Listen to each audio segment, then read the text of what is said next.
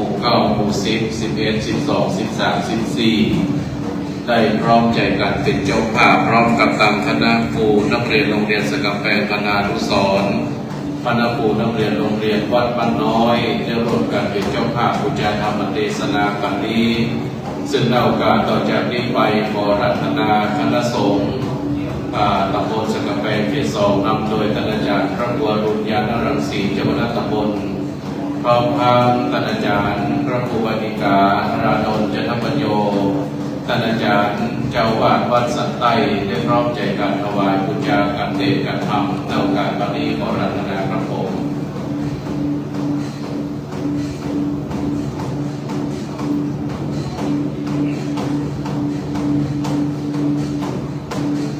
สาธุหลังจากนั้นจะได้เข้าประเคนถวายแต่ละกันจะได้ขอเรียนเชิญทางสภาวัฒนธรรมอำเภอสันกำแพงได้เข้าน้อมประเคนถวายปัจจัยเพื่อสมทบทุนจะตั้งโรงทานของอำเภอสันกำแพงในวันนี้ในการมอบบริจาคสมทบทุนจะตั้งโรงทานอาหารน้ำดื่มโรงทานก๋วยเตี๋ยวที่จะตั้งตลอดทั้งวันนี้ขอเรียนเชิญทาง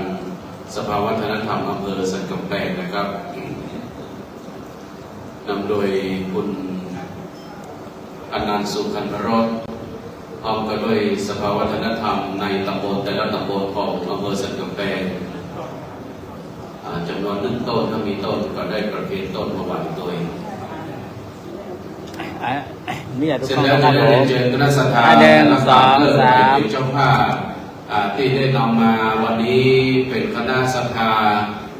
ตำบลสันกำแพงหมู่8หมู่9หมู่10 11 12 13 14กับต้นของแต่ละคนมาได้เลยเข้ามาประเคนถวายองค์เทพได้เลยเนอร์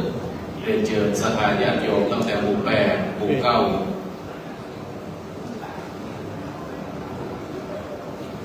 พร้อมกับทางคณะสัตยาเจ้าภาพใหม่มีคุณสุรดาประดับรัตน์1 ต้นนะครับคุณอำนวยปัญโยสุขคุณจันแรมแก้ววิริยาและก็พร้อมทางคณะภรรยาที่ลงพระสถานนาสันทรายอีก1 ต้นนะครับ1 2 3โอเคครับจะดูปัจจัยพร้อมกันแต่ละกันวันนี้ต้องขออนุโมทนาแล้วไปทางเพศไปหมุนไปทางเพศโอเคนะดูกล้องนะดูกันนะครับผม1 2 3โอเคครับผมศรัทธาญาติโยมเดินทางมาหลายที่หลายทางทั้งในอำเภอสันกำแพงแล้วก็ใกล้เคียงต้องขออนุโมทนากับเจ้าภาพคุณยาทำกันเตะกันนี้ดูกล้องนะครับผม1 2 3โอเคครับผมคุณจันแรมแก้ววิริยาพร้อมทางคณะกัลยาณมิตรทุดงคสถานล้านนาอำเภอสันทรายแก้วเอาป้ายมาทางเพศหมุนป้ายมาทางเพศหมุนป้ายมาทางเพศโอเคโยมตำบลสันกำแพงนะดูกล้องนะ1 2 3โอเคครับผม11 12 13และ14เรียงตามลำดับเข้าประเคนถวายวัตถุทยทานเครื่องบูชาธรรมกันเต้คณะสัตยาตำบลไซบูลนี่อย่าดูกล้องครับผมนี่อย่าดูกล้องครับขึ้นมาตำบลได้เลยกล้องดูกล้องมา1 2 3โอเคครับผมไปจะเป็นพี่น้องสัตยาคณะสงฆ์คณะสัตยาตำบลไซบูลพร้อมกับตังหมุนไปธรรมสำนักปฏิบัติธรรมดูกล้องนะครับผม1 2 3นักเรียนโรงเรียนวัดไซบูลรัตนศึกษาวัดสันโกโรงเรียนวัดสันโกสปรตำบลไซบูลอสมวาสมปสิกาวัฒนธรรม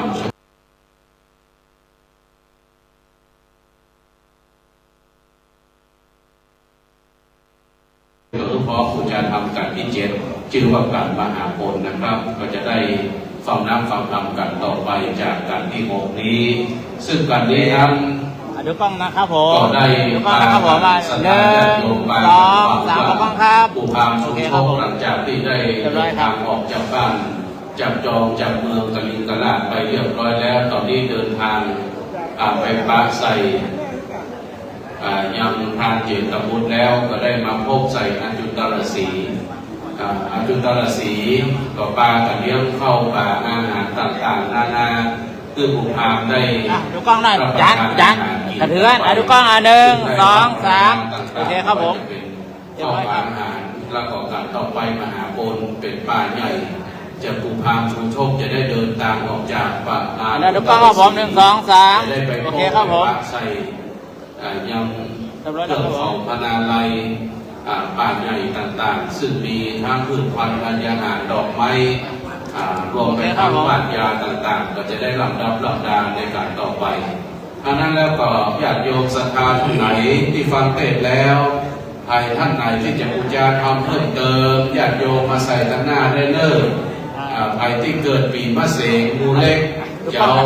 ปัจจัยของหม่อมสมบูรณ์ใส่เพิ่มเติมญาติโยมใส่ได้เลยใครที่จะบูชาตุงเจ้าตาปีเกิดวันเกิดเดือนเกิดของตัวเก่าบูชาที่ของในการนั่นแหละเนื้อญาติโยมทั้งหลายแล้วเอามาแปะตำบลเขียนชื่อวันเดือนปีเกิดอย่างเรียบร้อยแล้วก็ปากันเอามาใส่ตำบลนี้ได้ขออนุโมทนาวันนี้พี่น้องศรัทธาญาติโยม1 2 3ตำบลสักกำแพงมาฟังกันสองกันตั้งแต่กันที่5กันชูโชคหรือว่ากันทุ่มโจกแสดงจบไปแล้วนั่นเป็นเขตปกครองคณะสงฆ์สักกำแพงเขต1พี่น้องศรัทธาตำบลสักกำแพงตั้งแต่ถึงหมู่7มากันที่2นี้ก็เป็นการชุลปนกันป่าน้อยก็หมายมีคณะศรัทธาตำบลสักกำแพงคณะสงฆ์ปกครองเขตสักกำแพงเขต2มีคณะสัทธาญาติโยมหมู่ที่8จนถึงหมู่ที่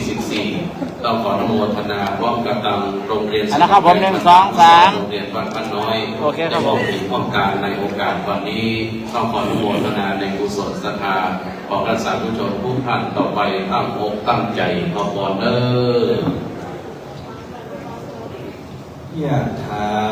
วาริวะหาปุราปริปูเรนติสาคลังเอวะเอวะนิโตทินังเปตานังอุปกัปปติ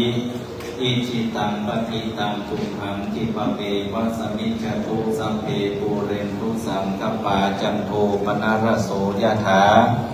มณิโชติระโสยะถาบัดนี้บังเกิดได้ใหม่มีเจ้ามหาสมณะศรัทธาและมูลศรัทธาทั้งภายในและภายนอกหนภายในใหม่มีคณะสงฆ์ตำบลสันกำแพงเขต2นำโดยท่านอาจารย์ท่านพระครูอรุณญาณรังสีพร้อมกับโดยเจ้าอาวาสในเขตปกครองทุกวัดทุกวาพระภิกขุสามเณรเถรเจ้าจุโตนโหนภายนอกหมายมีอุบาสกอุบาสิกาญาติโยมศรัทธาท่านทั้งหลายผู้ปกครองส่วนท้องถิ่นก็ว่าจะเป็นท่านนายกรองท่านนายกสมาชิกเจ้าหน้าที่ผู้บริหารต่างๆพ่อหลวงผู้ใหญ่บ้านผู้ช่วยทุกผู้ทุกคนเป็นต้นเป็นเก้ามาร่วมกันบูชาฟังธรรมมหาจารย์เวสสันตรจาดกเนื่องในองค์การส่งเสริมสัปดาห์พระพุทธศาสนาของคณะสงฆ์อำเภอสันกำแพงในตีคาการณบัดนี้ยังนี้ก็ขอได้เป็นหน้าบุญกับจูกัญญาตุนตัวแห่งท่านทั้งหลายอยู่ดีมีสุขอายุมั่นขวัญยืนพุทธิสิทธิจำเริญสะเทืองเมืองมาศโสธการบานงามวิรุณนี้ขึ้นกว้างขวางจักหมู่มาศปรารถนาสิ่งหนึ่งประการใดก็ขอจงได้ปันอุดมสมสาราพุทธิดังได้ตั้งใจไว้ทุกอย่างทุกประการได้อยู่กินอยู่ตามสร้างสมปานบารมีกำจูพระศาสนาพระมุนีสลีสัพพัญญูพระพุทธเจ้าไปตราบกิรติธิการอันยืนยาวนานนักเกี่ยงแต่ดีนี้ดังมคธาบาลีพระสลีสัพพัญญูพระพุทธเจ้าว่าชยสิทธิทานังลาภังโสธิภคยังสุขังพลังสิริอายุจวันโนจะโพคังพุทธีจยสวาสตวัสสาจะอายุจะชีวสิทธิภวันตุเตสัพพิติโยวิวัชชันตุสัพพโรโควินัสตุมาเตภวัตวันตรโยสุขีติขายุโกภวะอภิวาทนาสีริสานิจังพุทธาปัจจายิโนจัตตารโอธรรมาวัฏันติอายุวันโนสุขังภาลังสาธุในนามคณะสงฆ์คณะศรัทธาอำเภอสันกำแพงขออนุโมทนาขอบคุณในเมตตาบารมีธรรมของท่านอาจารย์พระมหาสิทธวัฒน์ปัญญาวัฒโกผู้ช่วยเจ้าวาดวัดสันกำแพงหลวงเลขานุการเจ้าคณะตำบลสันกำแพงเขต2คณะสงฆ์ตำบลสันกำแพงคณะศรัทธาตำบลสันกำแพงลำมอลำเงินทุกคน ที่ได้ทำเป็นเจ้าภาพประชาธรรมคดีรวมไปถึงเจ้าภาพหลายท่านหลายคนต้องขออนุโมทนามาในโอกาสนี้โดยหลังจากนี้ไปคณะศรัทธาตำบลไซมูลพี่น้องศรัทธาตำบลไซมูลคณะสงฆ์คณะศรัทธาจะได้พากันขึ้นมาตำบลเป็นเดิมแต่ก่อนจะขึ้นมา5 นาทีเพื่อจะรับไฟกับเดียวหนึ่งเห็นว่าไฟฟ้าจะได้เปลี่ยนสายเปลี่ยนกับหนึ่งประมาณ5 นาทีแล้วก็พี่น้องศรัทธาพักกินน้ำกินท่ากินข้าวกินปลาที่โรงงานที่การปฏิบัติที่นั่นเข้ากินปลากินน้ำกินนมก็เลิกสถานจัดโยมว่า5 นาทีคณะกองฟ้าสับปุยบรรเลงไปก่อนหน้าเวลาไป5 นาทีก็จะขออนุญาตเอาไว้กับเดียวนอก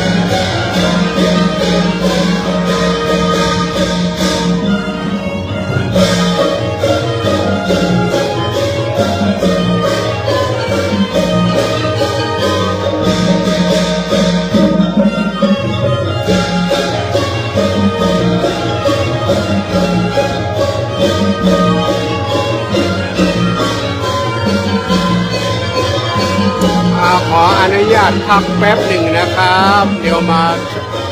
ดูกันที่7ต่อนะครับ